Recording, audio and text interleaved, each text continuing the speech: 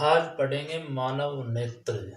और मानव नेत्र के बारे में हम डिटेल से चर्चा करने वाले हैं और इसका एक एक पॉइंट मैंने काफ़ी अच्छे से तैयार किया है।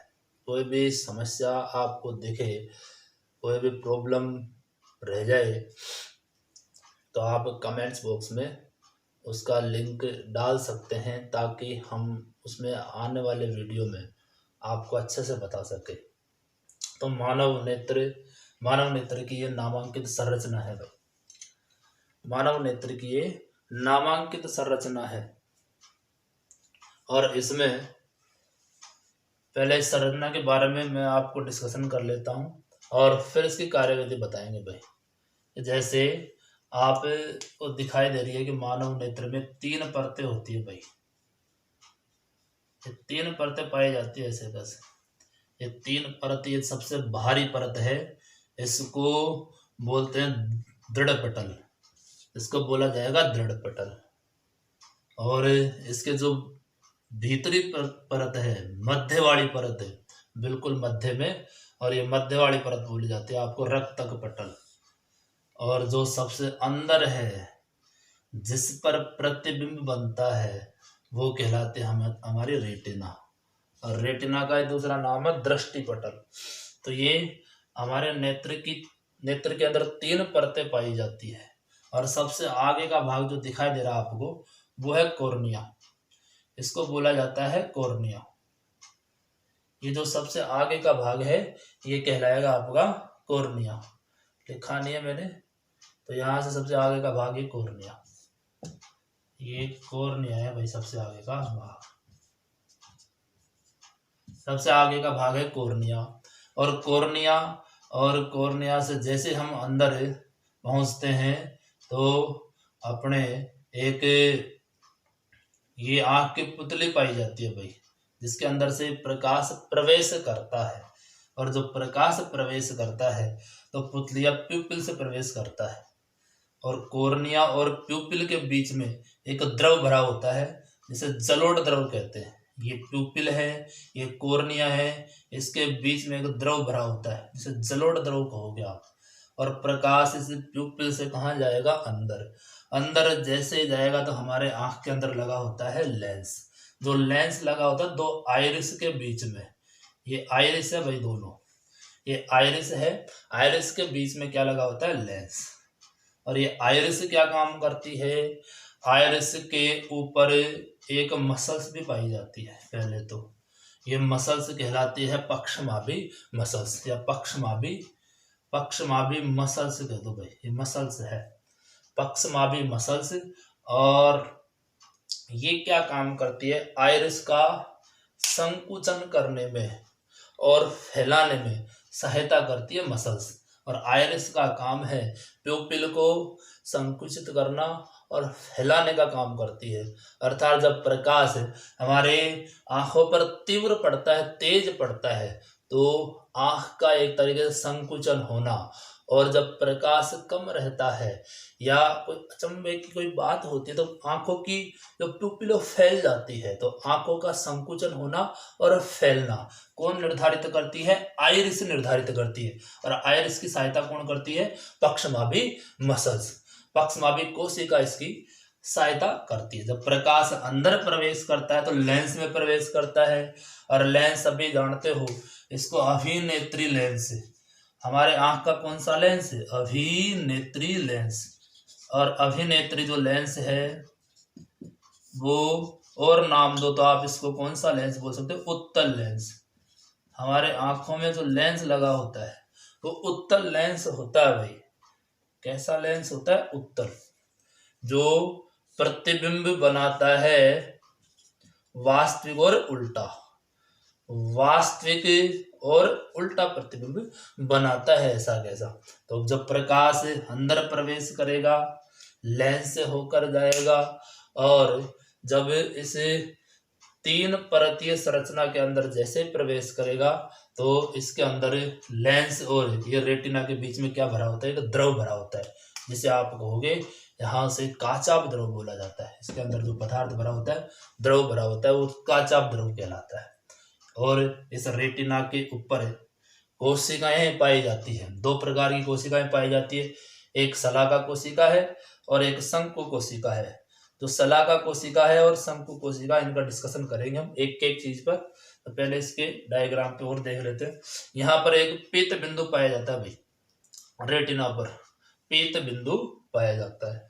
फिर यहाँ आपको इस रेटिना पर एक पॉइंट मिलता है, एक और बिंदु मिलता है जिसे अंध बिंदु कहते हैं, जिससे दृक तंत्रिकाएं निकली होती है। यहाँ से दृक तंत्रिकाएं निकली होती है। तो इस प्रकार से तो आंख की हो गई संरचना। अब देखते हैं इसकी कार्यविधि, कि आप सभी इस बात को जानते हैं कि हमारी जो आंख है एक कैमरे की भांति व्यवहार करती है। अर्थात हमारे आंख का यदि कैमरा कहो तो 5, 6, 7 मेगापिक्सल के कैमरे की भांति क्या करती है, व्यवहार करती है। अर्थात आंख को हम कहते हैं प्रकाश संवेदी, फोटोस्फीयर, फोटोस्फीयर कह सकते हो, प्रकाश संवेदी कह सकते हो आप आंख को। और जो आंख है अपना एक तरीके से एक गोलक है भाई।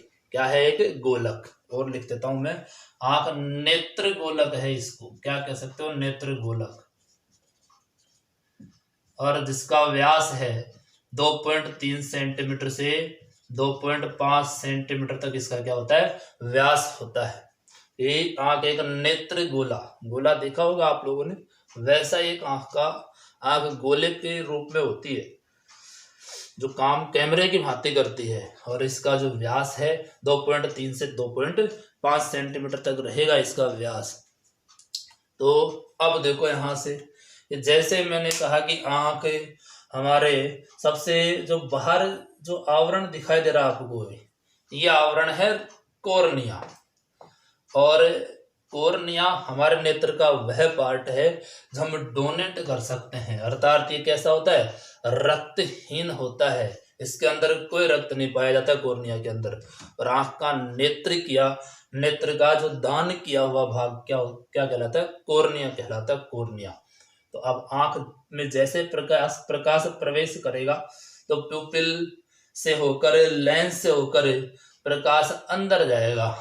तो अंदर अपने, मैंने आपको यहाँ से बता ही दिया कि प्यूपिल का काम होता है कि प्यूपिल का जो प्रकाश को अंदर किस में से प्रवेश करता है, प्यूपिल में से होकर प्रवेश करता है। इसके बाद में जो आइरिस का काम होता है, प्यूपिल का संकुचन और शिथिलन करवाना, मतलब संकुचन करवाना और फैलाना, दोनों काम है आइरिस का काम। और इसकी सहायता कौन करती है, पक्षमाभी मसल्स करती है, पक्षमाभी मसल्स करती है। ऐसे कैसे, फिर जैसे ही प्रकाश इस अभिनेत्री लेंस में से, उत्तल लेंस में से प्रवेश करेगा तो प्रतिबिंब बनाएगा। और कैसा बनाएगा, वास्तविक और उल्टा। कहाँ बनाएगा, इस रेटिना पर बनाएगा।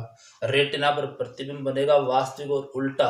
और मस्तिष्क में इस प्रतिबिंब का एक तरीके से सरल रूप हो जाता है। जैसे ही प्रकाश का प्रतिबिंब इस पर बनता है, रेटिना पर ही क्यों बनता है, क्योंकि रेटिना पर दो प्रकार की कोशिकाएं पाई जाती है। एक शलाका कोशिका है और एक है यहाँ से शंकु कोशिका। तो शलाका कोशिका क्या काम करती है, प्रकाश की उपस्थिति में हमें एक प्रतिबिंब बनाने का एक सबसे बड़ा कारण है शलाका कोशिका। प्रकाश की उपस्थिति में किसका निर्माण करती है, प्रतिबिंब का।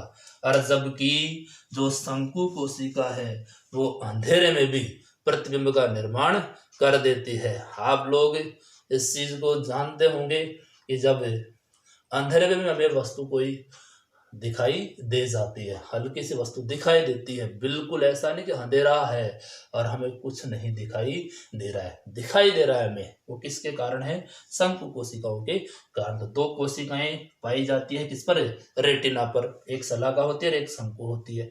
अब तो पीत बिंदु होता है, ये आंख का रेटिना पर एक पॉइंट है पीत बिंदु। इस पीत बिंदु पर आपको स्पष्ट प्रतिबिंब नजर आएगा। तो आंख का वह बिंदु जहाँ स्पष्ट प्रतिबिंब पाया जाता है। क्यों, क्योंकि यहाँ पर शलाका और शंकु दोनों कोशिकाएं अधिक पाई जाती है, मैक्सिमम, यदि पाई जाती है तो कहाँ पाई जाती है? पीत बिंदु पर। इस कारण यहाँ पर प्रतिबिंब सुस्पष्ट और मतलब एक तरीके से स्पष्ट नजर आता है। यहाँ पर स्पष्ट प्रतिबिंब बनता है। और एक होता है अंध पॉइंट। ये अंध पॉइंट से आपकी दृक तंत्रिकाएं निकली होती है जो मस्तिष्क से जुड़ी होती है। ऐसे कैसे? तो ये दृक तंत्रिकाएं हैं। ये दृक तंत्रिकाएं से अंध बिंदु, ये अंध बिंदु क्या होता है? इस अंध बिंदु पर अपना रेटिना का वह पार्ट जहां कोई प्रतिबिंब नहीं बनता है, यहाँ प्रतिबिंब नहीं बनता है, क्योंकि दोनों प्रकार की कोशिकाएं यहाँ एब्सेंट होती है, यहाँ पाई नहीं जाती हैं। तो इस प्रकार हमने यहाँ से अंदर जो पदार्थ भरा होता है वो क्या है? काचाभ द्रव। और ये आपके बीच वाली परत है वो है रक्तक पटल।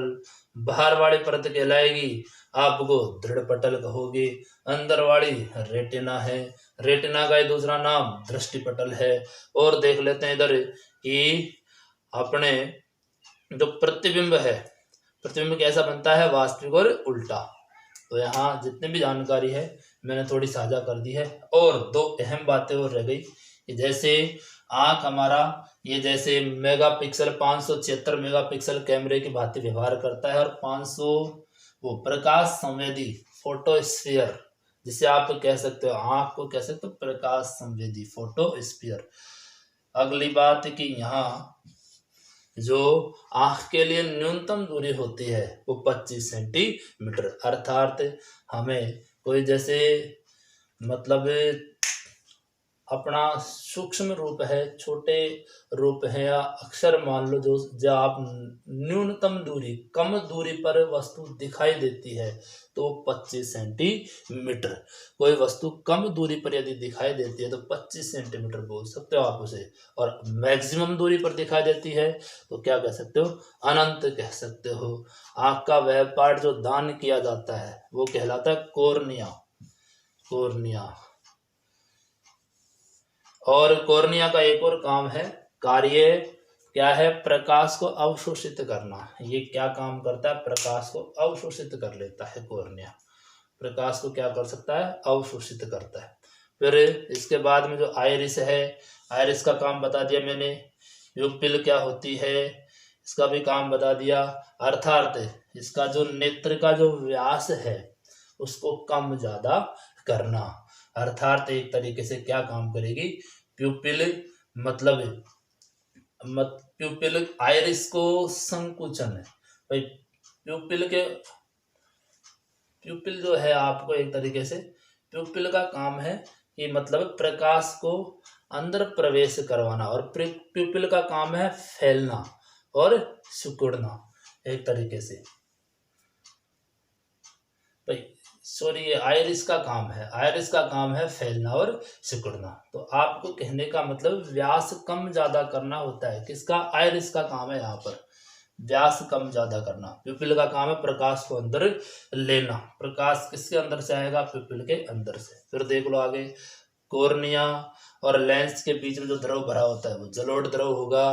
रेटिना और लेंस के बीच में जो द्रव भरा होगा वो काचाभ द्रव होगा। प्रतिबिंब कैसा बनता है? वास्तविक और उल्टा।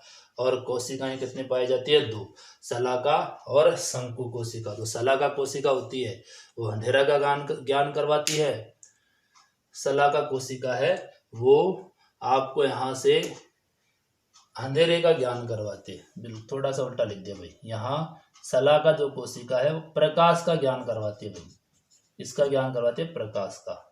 और यहाँ जो है ये किसका ज्ञान करवाती है? शंकु कोशिका अंधेरे का ज्ञान करवाती है। मतलब अंधेरे में भी प्रतिबिंब का ज्ञान करवाती है। ये अंधेरे में भी क्या बनाएगी प्रतिबिंब। अंधेरे में भी प्रतिबिंब बनवाएगी भाई। ये प्रकाश में और ये अंधेरे में किसका निर्माण करेगी? प्रतिबिंब का निर्माण करेगी। ये प्रतिबिंब का निर्माण करेगी। और दोनों जहां मैक्सिमम पाए जाएंगे वहां सबसे स्पष्ट प्रतिबिंब बनेगा। और कौन सा पॉइंट है? पीत बिंदु। तो ये था हमारा मानव नेत्र। अगले वीडियो में एक शानदार फिर से हम चर्चा करेंगे। तो आप लोगों से यही निवेदन है कि वीडियो अच्छा लगे तो कमेंट्स के साथ साथ वीडियो का लिंक हर तक शेयर करें, प्रत्येक तक शेयर करें। जहाँ तक आपकी कोशिश है, ताकि हम और आप लोगों के लिए बेहतर प्रयास कर सकते हैं।